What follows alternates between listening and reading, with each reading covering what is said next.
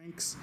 The tanks come with hardware that you can use, but what I'm gonna do is change that out and use BVM screw-on hardware. I think that should fit right in here, so that'll be the next step.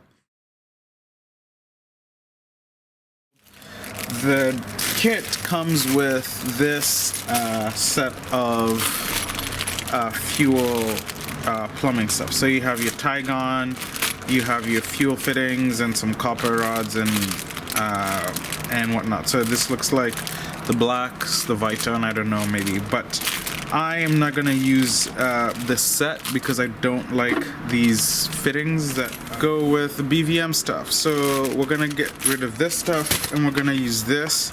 And the reason we're gonna use this is because I like how the fittings work, and I'll show you exactly what I mean right here. I've used this in many of my jets before. So first of all, the way this fits is it's a screw fitting. There's a rubber gasket that is provided for you here, and so this rubber gasket just sort of needs to get into this spot right here. So we're just gonna roll it there, and this is a much better system in my opinion because you can see that the way this is designed, there is this which is kind of like got a soft landing in there versus the other side which is just all thread. So I know that this is gonna go in this way and that gasket is gonna sit on the bottom end and it's just gonna provide a really nice seal. So that's gonna go in like that, and then this lip here is what's gonna get glued onto the tank. And I'm also using the BVM clunk. So this stuff I really like. This is the Kevlar tank hardware from BVM. It's good stuff. The other thing I like about this setup is the vent system. So this vent is just, you know, I'm just gonna glue it to the top of the tank somewhere, just like that. And with that, the tank is complete. So I really do like this system. There's no, like, you're not relying on like some friction fit or some compression, and they don't tend to leak over time. It's just going to be a nice solid epoxy connection. So we'll get that done and we'll come back. So here's my process. I basically mark the points in the tank that I want. So it's a triangle kinda, so I just pick centers, mark them, and I know that that's right there where my center hole is gonna go. And then to start, I drill because I don't want to crack the fiberglass, I use a tiny drill and I drill the pilot hole sort of where I want it, just like this.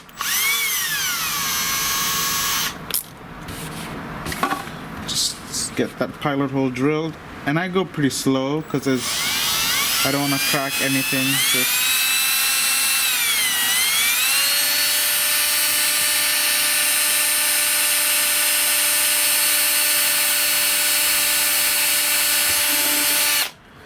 nice. So pilot hole is drilled, and I'll just keep making this pilot hole bigger. So I'll switch to a slightly larger drill size, and I want to get a hole in there that starts the process so that by the time I get to my step drill I can just drill nice and comfortably. So again, just nice and slow. Okay, and then one more. And this time I'm gonna use the step drill, and what I want is about a 13mm hole, because this gap here, sorry, this surface here is about 13mm. So that's what I'm gonna go for. And on my drill I've marked that spot. You can see sort of I guess I can remark it with the Sharpie just so I know where to stop as I'm drilling. So this is the rung that I want.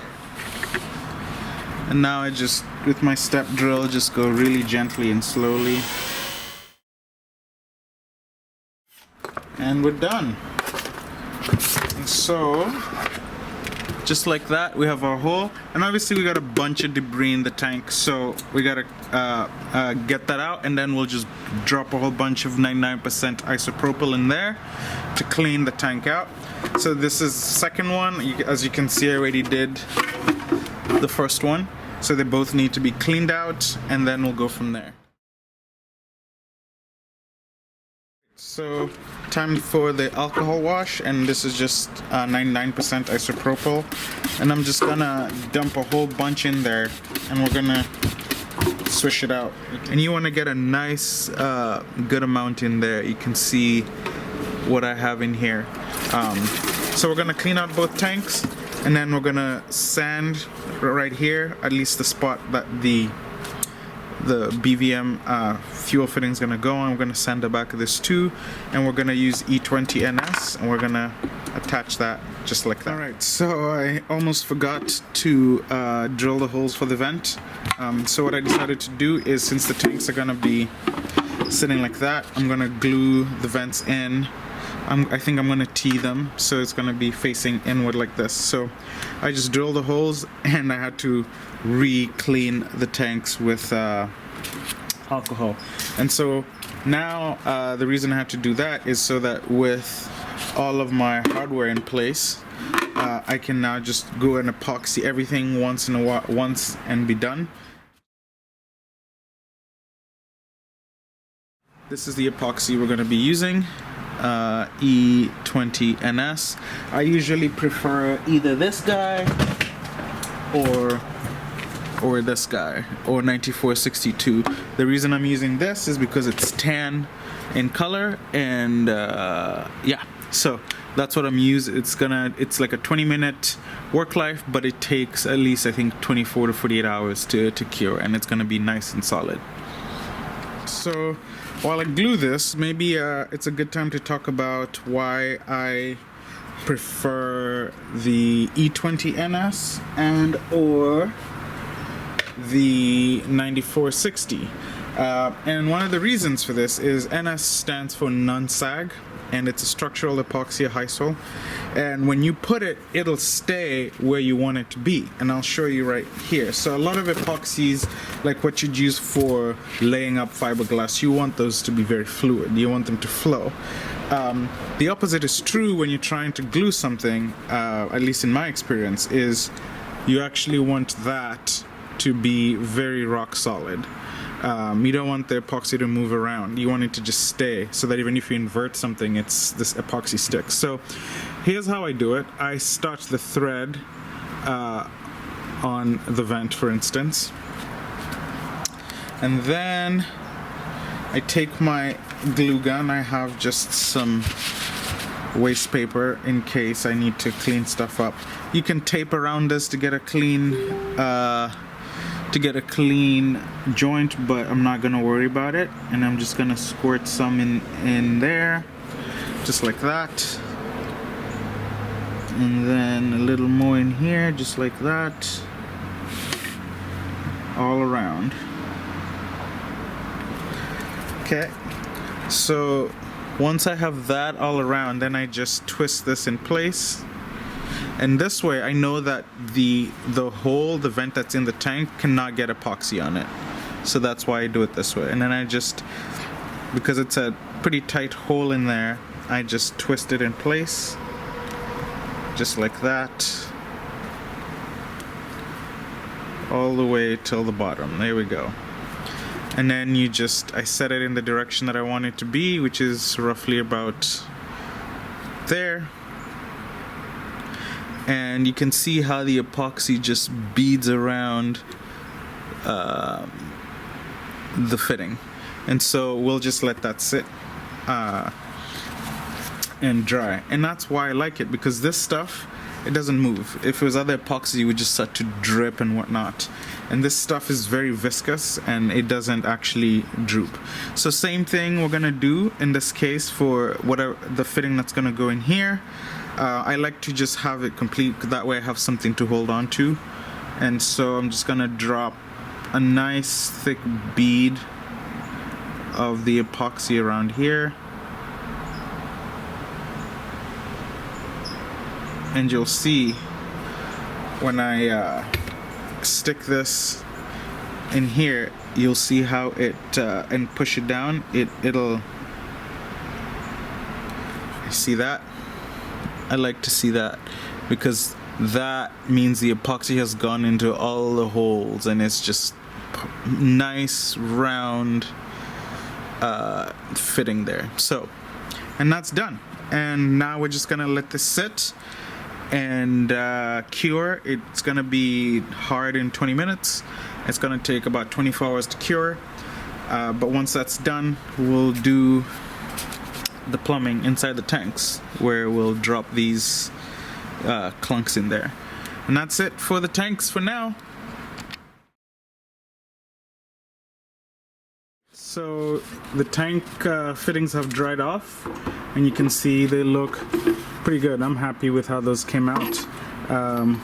And I also have right here the actual pickups with the BVM hardware.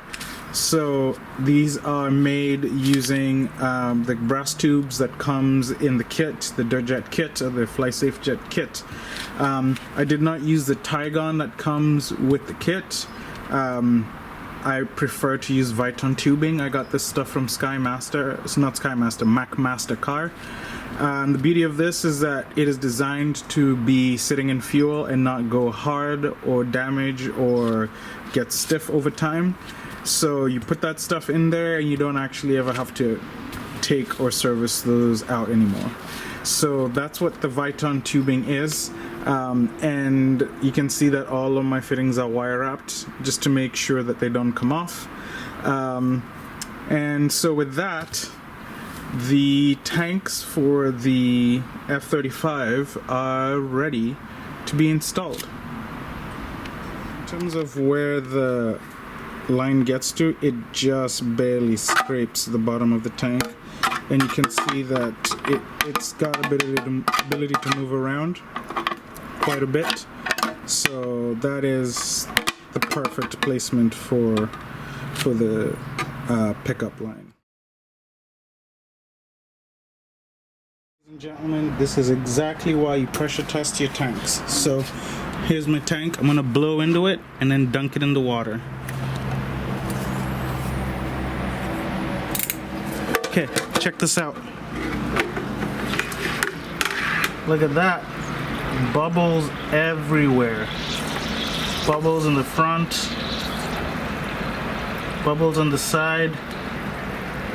So you can see this tank is actually very problematic. 1, 2, 3, 4 pinholes, 5, 6. And not where I epoxied the tank. So I've identified the spots on tank number 1. So I need to patch this whole area here, this whole area here, and there's a whole area in the front too that I need to patch. So I'll just add extra fiberglass and epoxy and hopefully let that sit overnight, and that should patch up all those holes. My tank's back after fixing the leaks, and you can see put a patch in here. Had to drop some epoxy in there, another patch in here,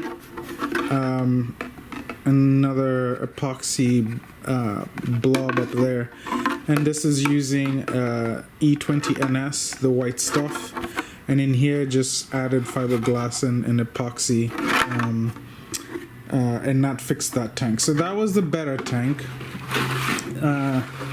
The other tank was worse, and that's this guy, and you can see there were quite a few pinholes. I just opted to re-fiberglass this whole side because there were pinholes here, there were pinholes here. I just don't want to deal with it. So that's all fixed. There was also a section in the front with a pinhole, and I missed a little spot, so I had to do more epoxy drop in there.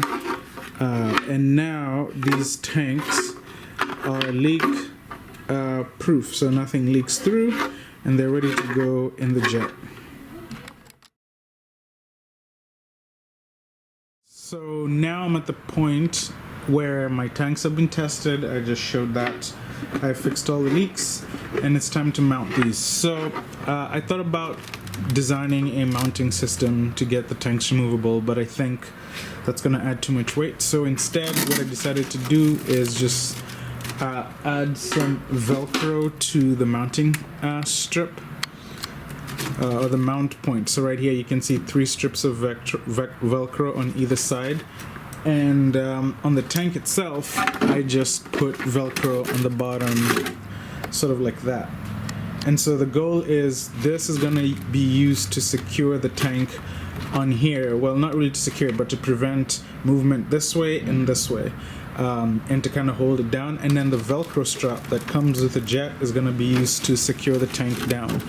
And that's a nice lightweight solution, and it's still removable if I need to. The Velcro that I'm using, this is some of the best Velcro that I found, and I bought this from Amazon. It is this Strenco black adhesive fastener 2-inch. I have not come across Velcro that sticks better than this, honestly. So that stuff is gonna be pretty good in there. So the tank's gonna mount up just like that, and then the strap is gonna go over the tank just like that, and then I'm gonna cinch this down. And with that, the tank is not going anywhere. You can see I can actually lift the jet with it. And so that's the mounting system that I'm going for: lightweight, effective, and removable. So the second tank is going to be the same way, just 3 Velcro strips, 1, 2, 3, and then Velcro on the bottom. So I usually put Scruffy on here and Fuzzy on the bottom, and that's how the tanks are going to get mounted in place. So one minor detail that I figured out is, so when the tanks mount to the back, because the manual says to get them mounted as far back as possible, that way I believe they'll be right over the CG of the jet. But I added this foam here, and that's just because when the tanks are pushed all the way back, they were hitting up against the protrusions from the turbine rails, and I didn't like that. But this way there's going to be some cushion, so that when the tanks are pushed back, they're not going to be rubbing up against wood, because I feel like the tanks may be a little bit delicate. They're made of very thin fiberglass, so I want to protect them, and that's what these foam blocks are for. So I've just seated them in place, and they're going to stay there to help cushion the tanks from the back. Okay, so my tanks are plumbed, and they are finally in place. So you can see that we have our pickups that have been wide, and I prefer to use the Y as opposed to the T, because I imagine it gives a little bit better fuel flow, because fuel's already moving in the direction that it needs to be moving. And then we have, for the vents, let's see if we can relocate this. We have a Festo connection in the back, which is this guy right here. So here's vent number 1, vent number 2, and they go in through this pipe, and they actually let out right there. So there's a pipe that goes around and drains to the one side. So I could have used a Y in this spot right here, but I chose to use the Festo, and that's just because I felt that it gave a bit of a cleaner look. But I will say at this point a word of caution. So you only want to use these quick disconnect of Festo couplers with the hard fuel line. Do not use it with the soft stuff. This is like tie gun like this, and here's why. This guy has been pushed in all the way, and if you pull, it feels like it's tight, but you can actually just pull it out.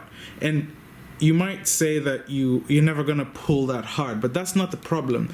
The fact that this can actually pull out with enough force means that it's very easy for this to be pliable and suck air in.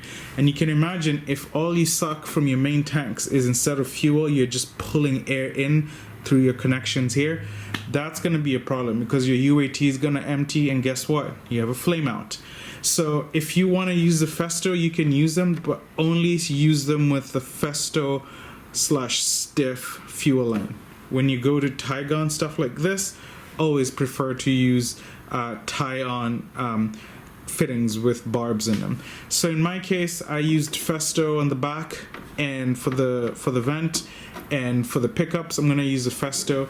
So all that's left now is to join, I believe, the fuselage, the front fuselage right here, and then get all this mess squared away.